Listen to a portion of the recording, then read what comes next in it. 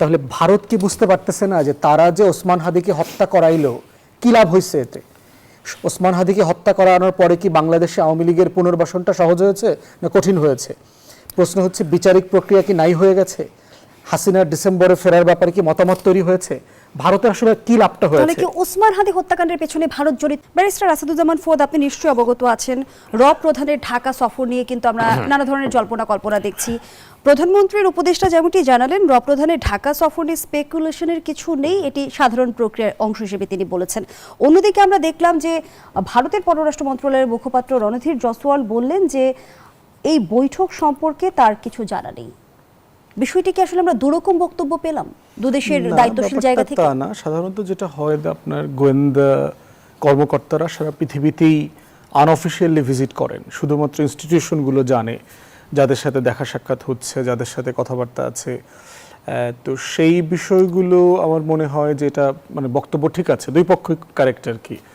এবং বাংলাদেশ সরকারও তো অফিসিয়ালি এগুলো জানায় নাই, যেহেতু ফেসবুকে বিভিন্ন সোর্সে ইনফরমেশন চলে আসছে, সরকারকে একটু কমেন্ট করতে হয়েছে। বাট মোটা দাগে এটাই হলো প্রসেস। এখন প্রশ্ন হচ্ছে, মানে গুরুত্বপূর্ণ প্রশ্ন হচ্ছে রয়ের প্রধান আসলেন কেন? কারণ হচ্ছে বাংলাদেশ সরকারের স্টেটমেন্ট 5 তারিখের মিটিংয়ের পরে যেটা দেওয়া হয়েছে, 5 তারিখের মিটিংয়ের এই স্টেটমেন্টের পরে হচ্ছে 6 তারিখে 7 তারিখে এই দিনগুলোতে আপনি দেখবেন যে পররাষ্ট্রমন্ত্রীর সাথে প্রথম এক্সক্লুসিভ মিটিং হয়েছে হাইকমিশনারের, আর গতকালকে দেখলাম মাননীয় প্রধানমন্ত্রীর সাথে মিটিং হয়েছে। তো সার্টেনলি মানে প্রধানমন্ত্রী এবং পররাষ্ট্রমন্ত্রীর সাথে মিটিংয়ে এমন কিছু আলোচনা হয়েছে যেটা পরিষ্কার করার দরকার রয়ের পক্ষ থেকে, এরকম কোনো ক্লিয়ারেন্স দরকার। তো সার্টেনলি আমাদের পররাষ্ট্রমন্ত্রী ব্রিফিংয়ে বলেছেন যে আমাদের তো কনসার্নের জায়গা আছে, আপনি কেন এই যে বলছেন যে এটা এফসিসির ক্লাবের মিটিংয়ে আপনারা জড়িত না, আপনারা কিছু করার নাই বলে, তো এটা বললে তো হবে না। দেখেন, বেগম খালেদা জিয়ার একজন বিদেশি আইনজীবী অ্যাপয়েন্ট করা হয়েছিল 18 সালে, লর্ড কার্লাইল, ব্রিটিশ লয়ার, খুব প্রমিনেন্ট আইনজীবী ইংল্যান্ডে। লর্ড কার্লাইলকে ঢাকাতে ঢুকতে দেওয়া হয়নি। তো উনি তখন সিদ্ধান্ত নিলেন যে আমরা যেহেতু দিল্লির কারণে হচ্ছে না, আমরা দিল্লিতে যাব, দিল্লিতে গিয়ে প্রেস কনফারেন্স করব এই এফসিসিতে, সিমিলার এই যে ফরেন করেসপন্ডেন্স ক্লাব যেটা আছে এটাতে সে বুক করেছে। হাসিনা তখন যেটা করেছে, দিল্লিকে বলে তাকে দিল্লিতেও ঢুকতে দেওয়া হয়নি, তিনি দিল্লি থেকেই ইয়েতে আপনার লন্ডনে ফেরত চলে গেছেন। তাহলে আজকে যে বলা হচ্ছে যে জয়সওয়াল বলা হচ্ছে যে বেসরকারি সংস্থা, এটা গণতন্ত্রের দেশ, আমরা তো সরকার নিয়ন্ত্রণ করতে পারবো না, তাহলে ওইটা কেমনে পারছিলেন? ওইটা তো বেসরকারি একটা জিনিস, ওটা তো সরকারি কোনো জিনিস ছিল না। একজন ব্রিটিশ আইনজীবী, একজন ব্যক্তির আইনজীবী, রাজনৈতিক ব্যক্তি, ওনার ব্যাপারে উনি কথা বলবেন প্রেস কনফারেন্স, এই সমস্যাটা কোথায় ছিল? তাহলে ভারত পরিষ্কার করে বুঝাই দিল যে আসলে সে করতে পারত কিন্তু করে নাই, কারণ সে করতে অ্যালাউ করেছে। এই যে অ্যালাউ করাটার জায়গাটাতে সার্টেনলি ফরেন মিনিস্টার এবং প্রাইম মিনিস্টারের মিটিংয়ে দীনেশ ত্রিবেদীকে জিজ্ঞেস করা হয়েছে, হোয়াটস গোয়িং অন, আপনারা কেন এটা করতে দিলেন? আপনি কেন এই মিটিংগুলো করতে দিচ্ছেন যেখানে আমরা একজন দাগী আসামিকে সারা বাংলাদেশ যার বিচারের জন্য বসে আছে তাকে আপনি ওখানে কথা বলতে দিচ্ছেন? এখন থেকে যেহেতু হাসিনা ডিসেম্বরে ফিরবেন বলছে, গুরুত্বপূর্ণ রাজনৈতিক ব্যক্তি, ভারত বিরোধী ব্যক্তিদেরকে অ্যাসাসিন করবে এবং শরীফ ওসমান হাদির মতো দেখায় দিবে। এই ব্যাপারে দেখবেন ছাত্রলীগ, আওয়ামী লীগের বিভিন্ন গোপন যে টেলিগ্রাম গ্রুপগুলোতে আছে সেখানে এজেন্সি বিভিন্ন তথ্য পেয়েছে, মালয়েশিয়া কেন্দ্রিক, কলকাতা কেন্দ্রিক, দুবাই কেন্দ্রিক, এবং সেখানে তালিকা পর্যন্ত আসছে। একটা জায়গাতে 14 জনের তালিকা আসছে যে এই 14 জনকে ডিসেম্বরের ভিতরে মারতে হবে, তাহলে হচ্ছে হাসিনা বাংলাদেশে ফিরতে পারবে। তারা পোস্ট পজিশন অফার করছে যে কেউ কি নাই যে জননেত্রীর জন্য জীবনটা উৎসর্গ করে দিতে পারবে, মানে একজনকে হত্যা করবে সে প্রয়োজনে সারা জীবন জেল খাটবে অথবা ফাঁসির দণ্ডে ঝুলবে। এই লেভেলের প্রভোকেশনটা কিভাবে সম্ভব? আসলে কাকে বেনিফিট করে এই জায়গাটা দেখা দরকার। ওসমান হাদির পুরো বক্তব্য, তার অ্যাক্টিভিজমের কেন্দ্রে কে? আওয়ামী লীগ আর দিল্লির আধিপত্যবাদ। তাহলে ওসমান হাদিকে নাই করে দেবার বেনিফিটটা কে পাবে? বাংলাদেশের মানুষ তার এটার বেনিফিট পাইছে, আমরা কেউ পাইছি?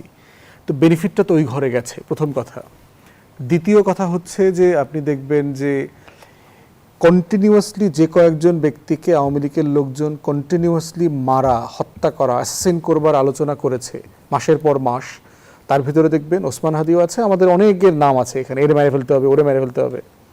সবচেয়ে গুরুত্বপূর্ণ এভিডেন্স যেটা আসছে সেটা হচ্ছে মমতা ক্ষমতা হারানোর পরে যখন অমিত শাহ তাকে ফোন করে এটা বলেছে যে ফয়সালেরা পালায় গেছে টেছে, এইসব ব্যাপারে তুমি বেশি মুখটুক খুলিও টুলিও না আর কি। থার্ড, ফোর্থ, এবং সে বলছে আমি আরো অনেক কিছু জানি দেশের স্বার্থে, নিরাপত্তার স্বার্থে, আমি এগুলো এখন বলতে পারবো না, এরকম একটা কথা বলছে। ফোর্থ হচ্ছে আপনার সাথে ধরেন ভারত, আওয়ামী লীগ কেউ জড়িত না, তো এই দুইটা আসামি ধরা পড়ছে। বাংলাদেশ সরকার রিপিটেডলি চিঠি লিখে তাদের কাছ থেকে কনসিউলার সার্ভিস চাইছে, তাদের জিজ্ঞাসাবাদ করতে চায়, আইডেন্টিফিকেশন কনফার্ম করতে চায়, দেওয়া হয়নি। তো এখনো কোনো কনসিউলার সার্ভিস কেন দেওয়া হইল না? মানে আপনি কি লুকাইতে চাচ্ছেন? আমরা তো কথা বলতে চাই। এরপরে হচ্ছে হাসিনা না হয় আপনার পোষ্য গোলাম গত কয়েক দশকের, এই যে দুইটা শুটার টুটার দিল তো বস্তির পোলাপান, এই বস্তি লীগের দুইটা ছেলেরা কেন ইয়ে করতেছেন না, মানে প্রত্যাবর্তন করছেন না, ট্রান্সফার করছেন না? মানে কি কারণে ওদেরকে আটকায় রাখছেন? কি কারণে? শহীদুল ইসলাম বাবু, হাসিনার তো একটা যৌক্তিক কারণ আছে হাসিনাকে রাখা। ব্যারিস্টার আসাদুজ্জামান ফুয়াদ, 70 অনুচ্ছেদ বহাল রেখে অংশগ্রহণমূলক রাষ্ট্রপতি নির্বাচন আদৌ নিশ্চিত করা সম্ভব কি? না, সম্ভব না। এই জন্য দেখবেন যে আমরা ঐকমত্য কমিশনে যখন রাষ্ট্রপতি সহ গুরুত্বপূর্ণ পদে পদায়ন করবার জন্য একটা কমিটি অ্যাপ্রুভ করা যায় কিনা এটার প্রস্তাব ঐকমত্য কমিশন থেকে দেওয়া হয়েছিল। স্যাডলি বিএনপির সাথে একমত হয়নি। না হওয়ার কারণে যেটা হচ্ছে যে এটা আর ওয়ার্ক করে নাই।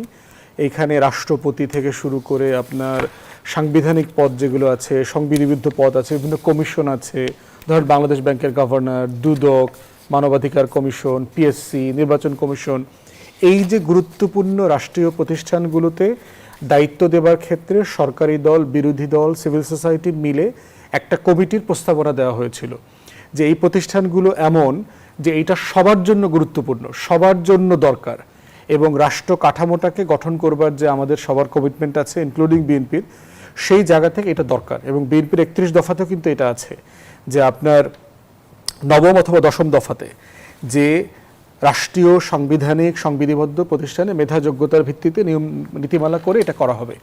কিন্তু বিএনপি এটাতে একমত হয় নাই। না হওয়ার কারণে যেটা হচ্ছে এই টোটাল প্রসেসে অ্যাপয়েন্টমেন্ট প্রসেসটা যেটা সবার মিলে করা দরকার ছিল সেটা আমরা করতে পারি নাই, এবং পূর্বের অভিজ্ঞতাটাকে কাজে লাগায়, এটা দুঃখজনক। যেটা এখনো করা যেত, ধরেন এই আর্টিকেল 70 এই বাস্তবতা রেখেও বিএনপি যদি বিরোধী দলের সাথে একটু রিচ আউট করতো, জামাত আর এনসিপি তো বিরোধী দল পার্লামেন্টে, যে আমরা সবাই মিলে একজন সজ্জন প্রার্থীর ব্যাপারে একমত হতে পারি কিনা। ইভেন আমি এটাও মনে করি বিএনপিতে টপ লেভেলে এইরকম গুরুত্বপূর্ণ ভালো মানুষ আছেন যাদের ব্যাপারে বিরোধী দল একমত হবে, এরকম ভালো মানুষ আছে, আমরাই জানি, যারা ধরেন আমাদের তাদের ব্যাপারে কোনো বেসিক কোনো মানে অপোজিশন নাই। যেমন ধরেন ফখরুল ভাইয়ের ব্যাপারে এখন অনেক কথাবার্তা হচ্ছে, মির্জা আমাদের হাফিজ ভাই পার্লামেন্টের স্পিকার, ওনার ব্যাপারে এই কথাবার্তা হচ্ছে, মঈন খান স্যার, সবাই কিন্তু খুবই সজ্জন এবং ভদ্র মানুষ, সবার কাছে অ্যাকসেপ্টেবল। তা আমরা যদি এই জায়গাটা দেখাতে পারতাম সরকারের পক্ষ থেকে যে আমরা সবাই মিলে একজনকে করতে পারি কিনা যার ব্যাপারে আমাদের সবার একটা আস্থার জায়গা থাকবে, কিন্তু সেইটা তো আমরা দেখলাম না এবার আর কি।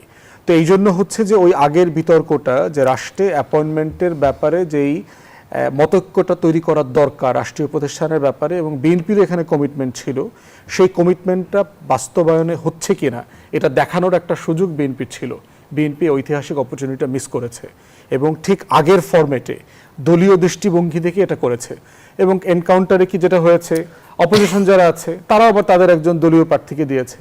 তো দিন শেষে মানে আলটিমেটলি যেটা হচ্ছে, সেখানেও তো প্রশ্ন আসে যে নিশ্চিত পরাজয় জেনেও 11 দলীয় ঐক্য জোট কেন প্রার্থী দিয়েছে? এটাই মানে তর্কটা তোলা, যদি ওইটা না হইতো তাহলে আজকে তো আমরা এই আলোচনাটা করতাম না।